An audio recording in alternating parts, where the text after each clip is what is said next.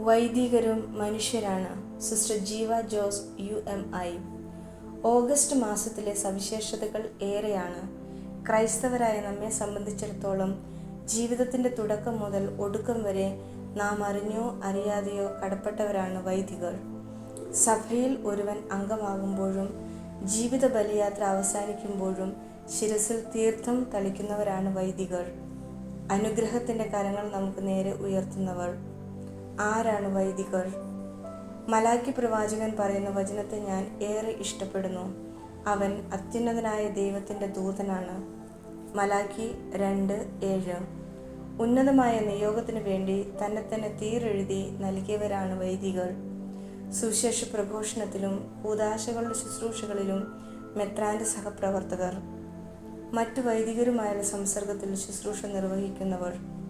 ക്ലേശകരവും ഗൗരവമായ ഉത്തരവാദിത്വമാണിത്. കുറച്ചു കാലം മുമ്പ് വരെ പിന്തുടർന്ന പൗരോഹിത്യ ശുശ്രൂഷയ്ക്ക് സാരമായ മാറ്റം സംഭവിച്ച കാലഘട്ടത്തിലൂടെയാണ് നാം കടന്നു പോകുന്നത്. സിനഡാനന്തര സഭയിൽ പൗരോഹിത്യ ജീവിതം സങ്കീർണതകൾ ഏറിയതാണ്. ഇടവക ഭരണത്തിലും രൂപതാ ഭരണത്തിലും അൽമായരുടെ പങ്കാളിത്തം വർദ്ധിച്ചതോടെ സഭയിലെ അകത്തളങ്ങൾ മറകളില്ലാതെ വാതായനങ്ങൾ തുറന്നു വരുന്നു. ഡിജിറ്റൽ പ്ലാറ്റ്ഫോമുകളിലും വൈദികൻ്റെ ജീവിതം തുറന്ന ചർച്ചയ്ക്കും വിചാരണ ചെയ്യപ്പെടലുകൾക്കും വിധേയമാക്കപ്പെടുന്നു. ഓരോ ദിവസവും നൊമ്പരപ്പെടുത്തുന്ന ചില വാർത്തകളുമായാണ് കടന്നു വരുന്നത്. കുഞ്ഞുങ്ങളെ മരണത്തിന് മുൻപിലേക്ക് എറിഞ്ഞു കൊടുത്തുകൊണ്ട് മരണം വരിക്കുന്ന നിരവധി അമ്മമാരെ കാണുന്നു. ഇത്തരം മരണത്തിനെല്ലാം നിരത്തി വയ്ക്കാൻ കുറേ കാരണങ്ങളുമുണ്ട്. അതിനൊപ്പം വൈദികരിൽ ചിലർ ആത്മഹത്യ ചെയ്ത വാർത്തകളും നാം കാണാറുണ്ട്. സൗഹൃദ സംഭാഷണങ്ങൾക്കിടയിൽ ഇത്തരം ചർച്ചകൾ കടന്നു വരുമ്പോൾ ഞാൻ പറയാറുള്ളത് വൈദികരും മനുഷ്യരാണെന്നാണ്. സത്യത്തിൽ ഇത്തരം മരണം പൊതുവെ ഉണ്ടാക്കുന്ന ഒരു സംശയം ഇത്രയും നാളത്തെ പരിശീലനം പൂർത്തിയാക്കിയ ഒത്തിരി ആളുകളെ ആത്മീയമായി നയിച്ച അച്ഛൻ എന്തു പറ്റി എന്നതാണ്. കടന്നു പോകുന്ന വേദനയിൽ നിന്നും പുറത്തു വരാൻ കഴിയാത്ത അവസ്ഥയിലായിരിക്കും. അതുമല്ലെങ്കിൽ തുറന്നു പറയാൻ ആരുമില്ല എന്ന ഒറ്റപ്പെടലിൻ്റെ വേദനയാകാം. സത്യത്തിൽ ഇടവക വൈദികരുടെ അവസ്ഥ ചിന്തിക്കുമ്പോൾ ചിലപ്പോഴെങ്കിലും വേദന തോന്നാറുണ്ട്. പള്ളിപ്പെരുന്നാളും ക്രിസ്തുമസും ഈസ്റ്ററുമൊക്കെ ആഘോഷത്തിൻ്റെ ആരവമാണ്. എന്നാൽ എല്ലാം കഴിഞ്ഞ് വിശ്വാസികൾ തിരികെ പോകുമ്പോൾ നിശബ്ദതയുടെ കനം കൂടി വരും. പലപ്പോഴും സാക്രിസ്റ്റിയിലെ ജോലികളെല്ലാം കഴിഞ്ഞ് ഞങ്ങൾ സിസ്റ്റേഴ്സും യുവജനങ്ങളും ഒക്കെ യാത്ര പറഞ്ഞിറങ്ങുമ്പോൾ ദേവാലയത്തിൻ്റെ ആളൊഴിഞ്ഞ മുറ്റത്ത് ഏകനായി നിൽക്കുന്ന വികാരി അച്ഛനെ ഓർത്ത് ഞങ്ങൾ പലപ്പോഴും സങ്കടപ്പെട്ടിട്ടുണ്ട്. വൈദികനായതിൻ്റെ പേരിൽ പിന്നീട് ഒരിക്കലും സങ്കടങ്ങളും വേദനകളും ഉണ്ടാകില്ല എന്നൊന്നുമില്ല. കുറച്ചു നാളുകൾക്ക് മുമ്പ് സുഹൃത്തായ വൈദികൻ്റെ അപ്പച്ചൻ്റെ മരണം. കാര്യങ്ങളെല്ലാം ഭംഗിയായി ക്രമീകരിച്ച് ആശ്വസിപ്പിക്കാൻ എത്തിയവരെയൊക്കെ പറഞ്ഞയച്ച് തൻ്റെ ദൗത്യ മേഖലയിലെത്തിയപ്പോൾ അനുഭവപ്പെട്ട വേദനയുടെ ആഴം പങ്കുവച്ചപ്പോൾ വേർപാടിൻ്റെ നൊമ്പരം ബാക്കിയാക്കിയ ദുഃഖം ഒറ്റയ്ക്ക് അനുഭവിച്ച് തീർക്കേണ്ടേ എന്നോർത്തപ്പോൾ സന്യാസിമാരോടൊപ്പമുള്ള എൻ്റെ ജീവിതത്തെ ഓർത്ത് ഞാൻ ദൈവത്തിന് നന്ദി പറഞ്ഞു. വൈദികർ മനുഷ്യരാണെങ്കിലും തകർന്നു പോകുന്നവരാണെങ്കിലും തകർക്കപ്പെടുന്നവരാണെങ്കിലും തമ്പുരാൻ്റെ ചൂട് അനുഭവിക്കുന്ന ഒരു നിമിഷം ഉണ്ട്. അത് ഓരോ പ്രഭാതത്തിലും ബലിയർപ്പിക്കുമ്പോൾ ഓരോ പുരോഹിതനും അനുഭവിക്കുന്ന കർത്താവിൻ്റെ ചൂടാണ്.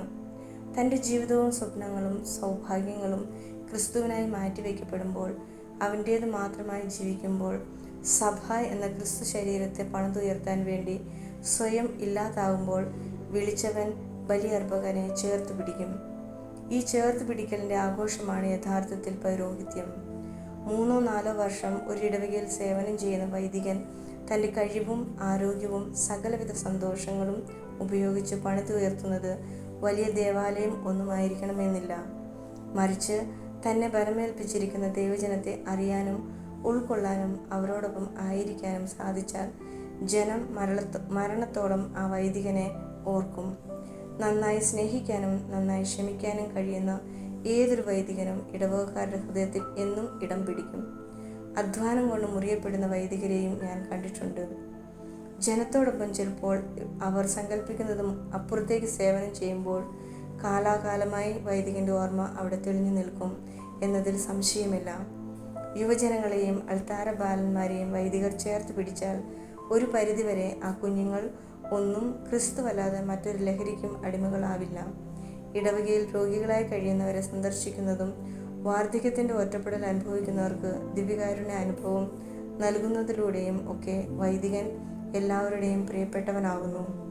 വൈദികർ അവരുടെ ദുർവാശികളും അമിതമായ കോപവും ഉപേക്ഷിച്ചാൽ അവരെ സമീപിക്കാനുള്ള ദൈവജനത്തിന് സ്വാതന്ത്ര്യം വർദ്ധിക്കും.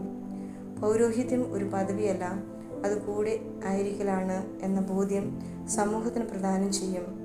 കാര്യസാധ്യത്തിനായി സൗഹൃദങ്ങൾ സ്ഥാപിക്കാതെ കരുതാനും വിലമതിക്കാനും സാധിക്കണം.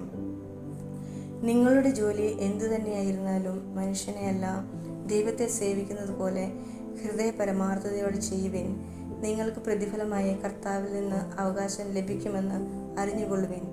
കർത്താവായ ക്രിസ്തുവിനെ തന്നെയാണല്ലോ നിങ്ങൾ ശുശ്രൂഷിക്കുന്നത്. കൊളോസ്യർ 3:23-24. ഇടവക വൈദികരുടെ മധ്യസ്ഥനായ വിശുദ്ധ ജോൺ മരിയ വിയാനിയുടെ തിരുനാൾ ആഘോഷിക്കുമ്പോൾ ആരവങ്ങൾ ഇല്ലാതെ, അനന്യ സാധാരണമായ കഴിവുകൾ ഒന്നുമില്ലാതെ ദൈവജനത്തെയും കുമ്പസാരക്കൂടിനെയും മാത്രം സ്നേഹിച്ച് വിശുദ്ധിയുടെ പാതയിൽ ചരിച്ച വിശുദ്ധൻ്റെ മാതൃക നമ്മുടെ ഇടവക വൈദികരെ നയിക്കട്ടെ. ചെറുതാകലിൻ്റെ ഈ ലോകത്ത് ആളുകളുടെ ഇടങ്ങളും ചെറുതായിക്കൊണ്ടിരിക്കുന്നു. എങ്ങും എവിടെയും ഐഡൻറ്റിറ്റി ക്രൈസിസ് ആണ്. കൗമാരത്തിലും യൗവനത്തിലും ധീരതയോടെ എടുത്ത തീരുമാനത്തെ മുറുകെ പിടിച്ച് അഭിഷേകം ചെയ്യപ്പെട്ട കരങ്ങൾ ഉയർത്തി അനേകർക്ക് ക്രിസ്തുവിനെ നൽകുവാൻ എല്ലാ ഇടവക വൈദികർക്കും സാധിക്കട്ടെ എന്ന് ആശംസിക്കുന്നു. സ്വന്തം ഇടങ്ങളിലായിരിക്കാൻ ഇന്നിൻ്റെ സാഹചര്യങ്ങൾ പ്രലോഭിപ്പിക്കുമ്പോഴും അന്യരിലേക്ക് കടന്നു ചെല്ലാൻ, ഒറ്റപ്പെടലിൻ്റെ നൊമ്പരങ്ങൾ അതിജീവിക്കുവാൻ എല്ലാ വൈദികർക്കും സാധിക്കട്ടെ. ക്രിസ്തുവിൻ്റെ സന്ദേശവും ജീവിത സമസ്യകളും നിങ്ങളുടെ അനേകരിലേക്ക് എത്തട്ടെ. അതേ, വൈദികരും മനുഷ്യരാണ്.